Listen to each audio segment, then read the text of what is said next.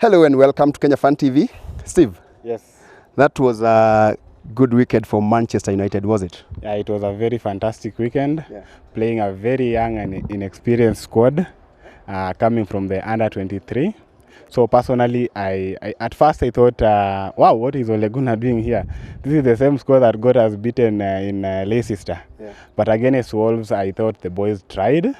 They played. Even Ole Gunnar said the game was so fantastically played, and we managed to win 2-1. Yes. It was nice seeing Elanga score his first debut goal against Wolves. Yeah. It was also nice to see Juan Mata scoring his first goal of the season. As in, overall, it was a good game. It was a good game. Yeah. And you talk about the team, and I think a bit of highlights from yesterday, because the goal scoring of Wayne Rooney was destroyed yesterday by Sergio in Manchester City, but Manchester United went unbeaten away. Yeah.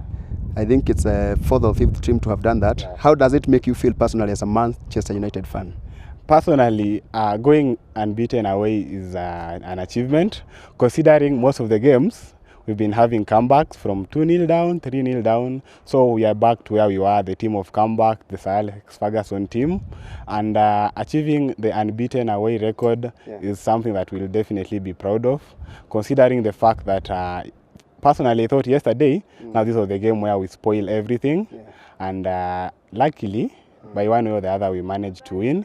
We had an inexperienced back left, the Tuanzebe. He was able to gain the experience alongside Eric Bailey, and we won the game. And Wayne Rooney, the record was beaten last game. Sergio Aguero scored a brace, and personally, Sergio Aguero is one of the best strikers in the world currently. He's a Premier League legend for me. He deserves to be among the Hall of Fame contestants. And where is he going? Because I hear he's leaving City. Yeah, he's leaving Man City. You even had an emotional send-off yesterday by the Pep Guardiola coach and the Man City teammates. He's heading to Barcelona actually. He has signed, he's going for the medical, and he'll sign a contract until 2023. Yeah. So, and the other thing that maybe now you'll tell us is that I think why Ole did what he did yesterday, it's because he knows he has the finals coming, the Europa finals coming his way. So how again do you like, how is he going to form his team for the next game, and what are your expectations for that after seeing what happened yesterday? Going to the final on Wednesday, I think it's his task. I think Ole Gunnar made his statement clear. The Manchester team made a statement. Villarreal were actually beaten by Real Madrid in the La Liga, and that's the team we are definitely facing in the next 2 days. All our squad, considering the first team, people who might feature in the first team didn't play yesterday. We had Henderson in goal in place of David De Gea, who is on bench. We had Paul Pogba, Bruno Fernandes, Cavani, Greenwood, mention them all, Rashford. All of them didn't play yesterday. This is because now they are just waiting for the final. And it's going to be messy, let me tell you, my friend. And there is a Liverpool fan who is talking a bit of trash on your team. He's throwing trash on your team. He's saying that you're trying to be like like Manchester City. What do you have to tell him?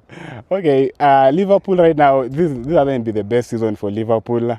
Liverpool finishing third and they were the defending champions is just as a big achievement. It's a shame for them because personally, Liverpool are not going even to qualify. Liverpool are going to play in the Europa League. If was it not for Leicester, and there's a problem with this Leicester.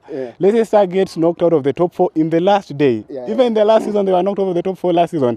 I don't know what's really happening with this team. And they are the longest team that has stayed in the top 4 for around 249 days.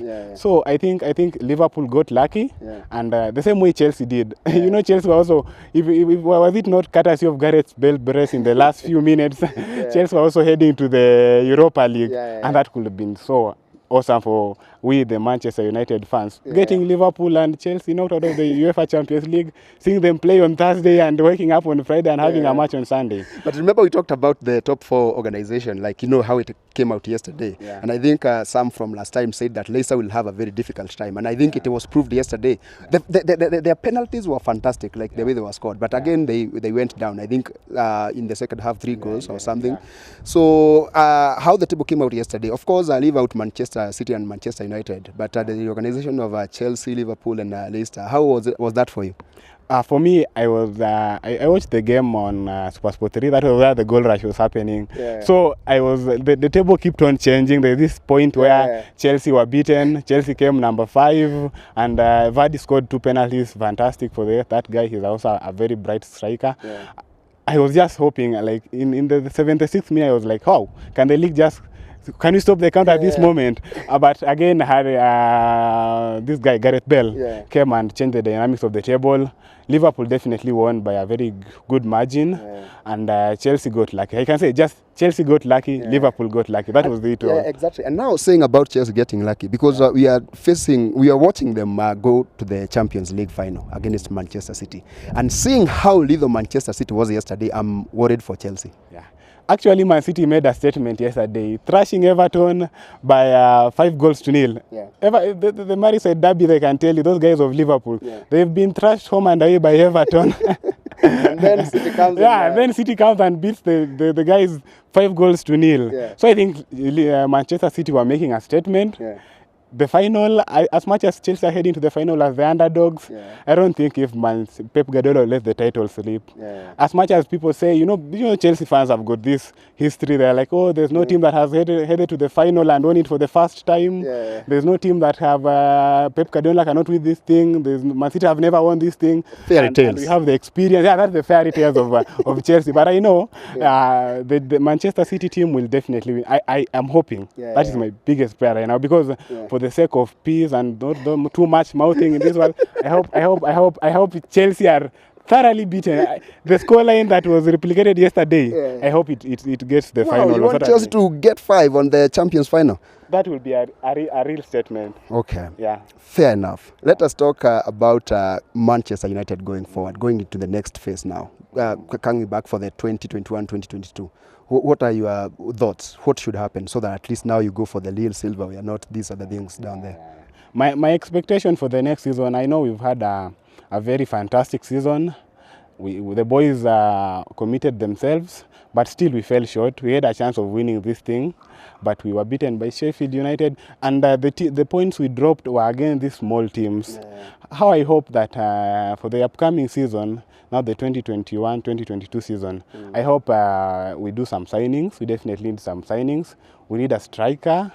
The midfield is crowded, and we also need a very good defender. I've heard of the rumors, like the people of Rafael Varane coming in, Sergio Ramos, though they are not yet certain. How if we could do some quality signings. Harry Kane is out; he needs a team. How I wish.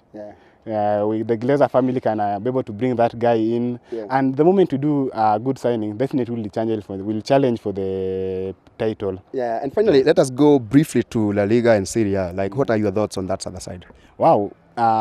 Just as the other guy, the Liverpool guy said, Serie A, I was prepared for a shock actually yesterday. I'm a huge follower of Cristiano Ronaldo. For me, he's the greatest player of all time. I was surprised to see like him going to play for the Europa League. Like, this guy, he's a Champions League man, definitely. What is this heading to? But Napoli dropped a point.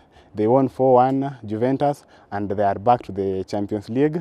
As much as Inter Milan played a very fantastic game, and they were able to win the trophy despite the dominance by Juventus. That was a good thing. And for La Liga, the battle was till the last day. That's commendable. The battle was till the last day, and Atletico got lucky. And the funny thing is, I'm even wondering, is there much fixing in La Liga? We don't know. They say that match fixing is real, so it's out there. Yeah, because honestly, La Liga, Atletico Madrid and Real Madrid were both beaten in the first half. So there's even a clip of Marcelo telling the guys, the Eder Militao, hey, these guys are down by 1-0. Can we do something? And Real Madrid scored in the 86th and 89th minute. I think, and they got it. But I think Suarez has been an outstanding player. He will be my La Liga player of the season. This guy was thrown out of Barcelona. He was told, you are too old to play for this team. Go and look for a team, and he went to Atletico, and for them. And he won the La Liga title. I think the La Liga title is also getting competitive. It's not the way the Real Madrid and Barcelona used to dominate back in the days. You trust Ole? In Ole I trust. I think the direction we are taking is very positive. Apart from a few hiccups of the signings, we've not been hit by major injuries this season, except for Anthony Martial and Maguire got injured going recently. out at the last minute. He's never missed any game or any yeah, minute. Maguire never missed any minute of the Premier League, and it's like 3 games now he has not played. Is he going to play in Gdańsk? No. He's not. He's not going to play for the final because Ole Gunnar said this guy is not in the perfect shape to play. I think now we'll partner with Lindelof and Bailey. I don't know, but how I hope he gets better and we bring in a substantial signing next season so that we can at least fill those loopholes. So that the next season, Manchester United is a team to watch for the next season, guys. Are you going to park the bus in Poland, or how are you going to play? Like, what are the expectations of the game? Our style of play is simple. We hit them on a counter. We don't defend, definitely, as much as we are not the tiki-taka kind of team. We are not like Barcelona or Arsenal. We don't play tiki-taka. Our philosophy is simple. We stay back and hit them on a counter-attack with the pace of Marcus Rashford.